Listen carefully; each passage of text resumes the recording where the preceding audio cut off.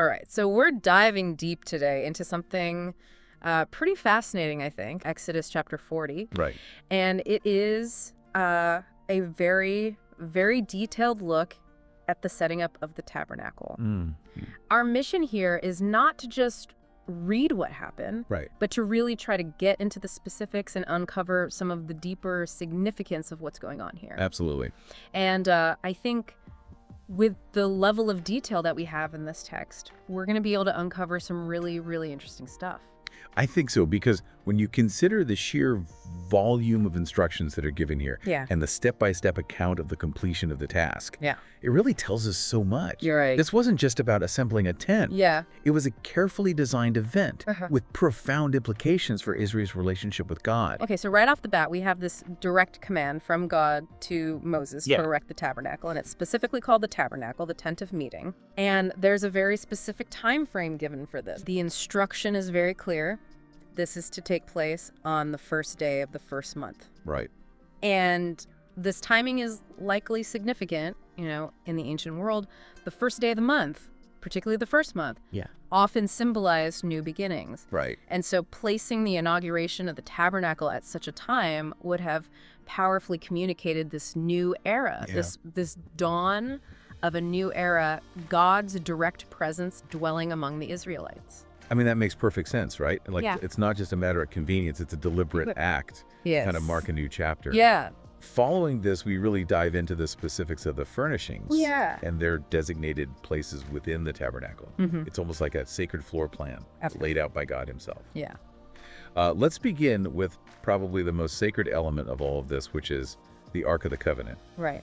Where was this to be placed? The Ark, which housed the tablets of the covenant law, was to be placed within the inner sanctuary of the tabernacle, often called the Holy of Holies. Right. And crucially, it was to be shielded by the curtain. Right. So there's this separation that underscores the immense sanctity of the Ark and also the limited access to this most immediate presence of God. That really kind of puts it at the core of the holiness, right? It creates this sense of reverence and restricted access. Absolutely. Okay, so next we have the table. Right. What were the instructions regarding its placement and its contents? So the table was positioned inside the main compartment of the tabernacle, outside the veil, and we're told to set out what belongs on it, and specifically to set out the bread. Right. This likely refers to the showbread, which were 12 loaves that some scholars believe represented the 12 tribes of Israel, continually presented before God. Right. This symbolized God's ongoing provision and the enduring covenant relationship with his people. So it's more than just bread. It's like a constant reminder of God's faithfulness to the tribes. Yes. Then we have the lampstand. Right. Where was that situated within the tabernacle? So the lampstand with its multiple lamps was also placed inside the main area of the tabernacle, opposite the table. Right. And the text specifies setting up its lamps, implying that they were to be lit, providing illumination within the sacred space. Okay. Its placement often symbolizes God's light and guidance present within their midst. So we have the ark, which is shielded. We have the table, which represents provision and covenant. Yes. And we have the lampstand, which is offering light. Right. Okay, what about the gold altar of incense? Right. That sounds like it held a significant purpose. Yes. The gold altar of incense had a very specific location in front of the Ark of the Covenant law. Okay. However, it was positioned outside the veil that separated the holy place from the Holy of Holies. The instructions also mentioned placing the curtain at the entrance to the tabernacle itself. Okay. So it was the closest object to God's immediate presence without actually being within the Holy of Holies. Right. The rising smoke of the incense was often understood as a symbol of prayers ascending to God. So you get this sense of like a layered sacred space with like increasing levels of holiness as you move inward. Right. Now we move outside the inner sanctuary and we have the altar of burnt offering. Okay. Where was this placed? So the altar of burnt offering was placed in front of the entrance to the tabernacle, the tent of meeting, in the outer courtyard. Okay. This location was crucial as it served as the primary place for sacrifices and offerings. Right. Symbolizing atonement and reconciliation with God. Right. Its position at the entrance signified that approaching God involved this offering of sacrifice. Yeah. Burnt offerings often symbolize complete devotion and atonement. That makes logical sense, right? It's the point of initial approach. Exactly. Then we have the basin. Okay. What was its function and where was it situated? The basin was placed between the tent of meeting and the altar, Okay. and it was to be filled with water. Yeah. The text later clarifies that this is for washing. Okay. For Moses, Aaron, and his sons to cleanse their hands and feet before entering the tent or approaching the altar. Yeah. This emphasized the necessity of ritual purity when entering God's presence or participating in sacred acts. Right. It wasn't just about physical cleanliness. Right. It symbolized a necessary purification before encountering the holy God. So a place of cleansing and purification? Exactly. Before sacred duties. Okay, we're getting a clear sense now of the layout. Right. Finally, as far as the physical structures go, there's the courtyard. Right. So the courtyard was set up around the entire tabernacle and the altar. Okay. It served as this outer boundary defining and enclosing the sacred space. And just like the tabernacle itself, the courtyard had an entrance with its own curtain. Okay. So this controlled access to the entire sanctuary area, marking this clear distinction between the holy ground and the common space outside. So we have this very carefully defined and layered system of holiness and access. Absolutely. Okay, after the Shtickle assembly, the text describes this act of consecration. Right. What did this involve? This is where the anointing oil comes in. Okay. Moses was instructed to take this sacred oil and anoint the tabernacle and everything within it, including all its furnishings. The stated purpose of this anointing was to consecrate them and make them holy. Right. To consecrate meant to set something apart for sacred use, dedicating it exclusively to God's purposes and making it ritually pure. And it wasn't just a general blessing, right? There was a specific distinction made with the altar of burnt offering. Precisely, the altar of burnt offering and all its utensils were also anointed. But the text goes further, stating that consecrating the altar would make it most holy. Right. This highlights the particular significance of the altar in the sacrificial system. Okay. The basin and its stand were also anointed and consecrated, signifying their dedicated role in these rituals. So the anointing wasn't just symbolic, it was about imbuing these objects with divine significance, setting them apart exclusively for sacred service. Yes. Following this, we have the ordination of the priesthood, Right. specifically Aaron and his sons. How did that process unfold? Okay, so the ordination process began with bringing Aaron and his sons to the entrance of the tent of meeting and washing them with water. Right. This initial cleansing symbolized their purification before entering into priestly service, setting them apart for their holy rules. And then came the dressing in the sacred garments, which I imagine were not just practical, but deeply symbolic as well. Absolutely. Aaron was then dressed in the very specific and elaborate sacred garments designated for the high priest, each element carrying its own symbolic weight. Following this, he was anointed and consecrated, signifying his official appointment to serve God as priest. The text emphasizes this personal consecration of Aaron for this vital role as mediator between God and the people. And his sons were also included in this ordination, ensuring the continuation of this sacred role. Yes. Moses was instructed to bring Aaron's sons and dress them in tunics, signifying their priestly office. They were also anointed just as their father was, so they could serve as priests alongside him. Importantly, the text notes that their anointing will be to a priesthood that will continue throughout their generations. So it's establishing this hereditary priesthood that would serve the community in their relationship with God. That's a key point, right? The establishment of a lasting lineage dedicated to priestly service. Absolutely. Throughout these incredibly detailed instructions. A phrase appears repeatedly. Moses did everything just as the Lord commanded him. This really underscores the theme of obedience. It does indeed. This repetition really emphasizes Moses' unwavering faithfulness and the paramount importance of adhering precisely to God's instructions. It really highlights that this entire process was divinely blueprinted and executed with exactness, demonstrating the significance of obedience in fulfilling God's will. And the timeline is reiterated as well, isn't it? Yes. When was the tabernacle finally erected and fully operational? Yes, the text explicitly states, so the tabernacle was set up on the first day of the first month in the second year after the Exodus. So this precise gating reinforces that earlier divine command, and marks a pivotal milestone in the Israelites' journey, signifying the establishment of their central place of worship. We then get this step-by-step account of Moses' actions. Yes. Almost like a detailed construction log. Yeah. Can you highlight some of the key stages in this process? Certainly, the narrative meticulously details the physical construction, setting up the bases, erecting the frames, inserting the crossbars, and setting up the posts. Yeah. This would have been a monumental undertaking requiring significant effort, skill, and coordination among the people. Yeah. Can you imagine the sheer labor involved in constructing this elaborate structure in the wilderness? Yeah.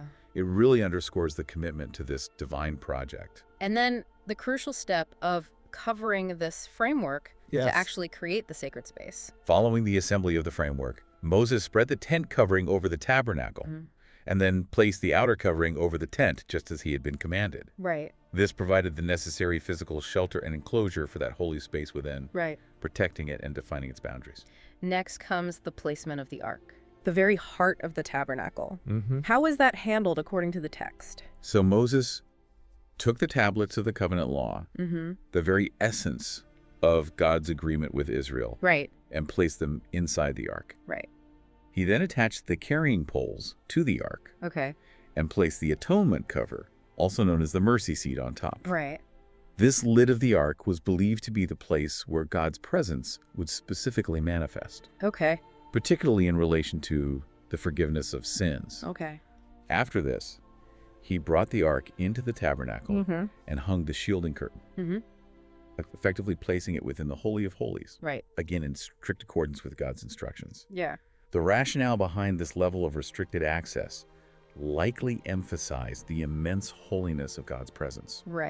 Then the placement of the other key furnishings within the main area of the tabernacle. Yes. Moses placed the table on the north side of the tabernacle outside the veil and arranged the showbread on it before the Lord, symbolizing that perpetual covenant. He then positioned the lampstand on the south side, opposite the table, and set up the lamps to provide light within that sacred space. And the gold altar of incense so close to the Holy of Holies? Yes.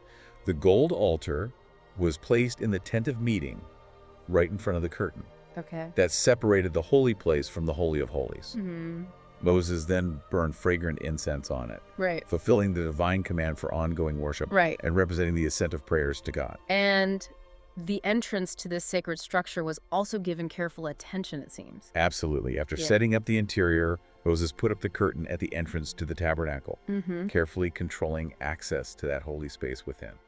Okay, moving back to the outside, we have the altar of burnt offering, that primary place of sacrifice. Moses set up the altar of burnt offering near the entrance to the tent of meeting in the outer courtyard, making it the focal point for sacrifices. Crucially, he then offered burnt offerings, often representing thanksgiving and provision on it, demonstrating his primary purpose for worship and reconciliation. Again, faithful to that divine blueprint. And the basin for washing, an essential element of ritual purity, was also put in its designated place. Yes, the basin was placed between the tent of meeting and the altar. And Moses filled it with water for washing. The text specifically mentions that Moses, Aaron, and his sons used it to wash their hands and feet whenever they entered the tent or approached the altar, underscoring the practical and symbolic importance of ritual cleansing before engaging in sacred duties. And finally, that outer boundary that defines the sacred precinct, the courtyard. Where Moses then set up the courtyard around the tabernacle and the altar and put up the curtain at the entrance to the courtyard, completing the enclosure of that sacred precinct and clearly demarcating that holy space. The text concludes this very detailed account with a powerful and simple statement. And so Moses finished the work. That's a very definitive and satisfying end to that stage of the narrative. But the story doesn't quite end there, does it? It does not. We then witness this profound manifestation of divine presence. This is a really pivotal moment following all of that meticulous preparation and unwavering obedience. The cloud covered the tent of meeting, and the glory of the Lord filled the tabernacle. This was not just an atmospheric phenomenon. It was a visible and tangible sign of God's acceptance and approval of all that had been done. And this manifestation of God's presence was so powerful that even Moses, who had received the initial divine commands, was unable to enter. That's right. The text explicitly states Moses could not enter the tent of meeting because the cloud had settled on it, and the glory of the Lord filled the tabernacle. Right. This really underscores the overwhelming nature of God's immediate presence and the profound sanctity of this newly established dwelling place. So this cloud then becomes a guiding presence for their subsequent journeys. Indeed, from that moment onward, the cloud served as this constant visual guide for the Israelites. Yes. Whenever the cloud lifted from above the tabernacle, they would set out. But if the cloud did not lift, they did not set out until the day it listed. Right. This visually demonstrated God's direct leadership and the way in which he would guide their movements. And there was also a nighttime manifestation of this divine presence, providing light in the darkness. The text concludes this chapter by noting, so the cloud of the Lord was over the tabernacle by day, and fire was in the cloud by night in the sight of all the Israelites during all their travels. Right. So this continuous visible presence of God as a cloud, providing shade and guidance during the day, and fire offering light and warmth at night, would have been a powerful and constant reminder of his nearness and care for them. So to bring all of this incredible detail together, we see not only God's incredibly precise instructions for creating this central place of worship, but also Moses's absolute and unwavering obedience in carrying out every single detail. Every single one. And the culmination of all this effort and obedience is this awe-inspiring manifestation of God's glory and a tangible sign of his dwelling among the Israelites. Exactly. The meticulous nature of the instructions really underscores the profound importance God placed on order and precision in matters of worship and relationship with him. Right. And Moses' faithful execution highlights that critical necessity of obedience in responding to divine directives, and then that powerful descent of the cloud and the filling of the tabernacle with God's glory signify divine approval and the establishment of this unique and intimate connection between God and his chosen people. You know, reflecting on all of this, one detail that really stands out to me is the specific order in which everything was assembled and placed. Right. It wasn't just a random collection of sacred objects.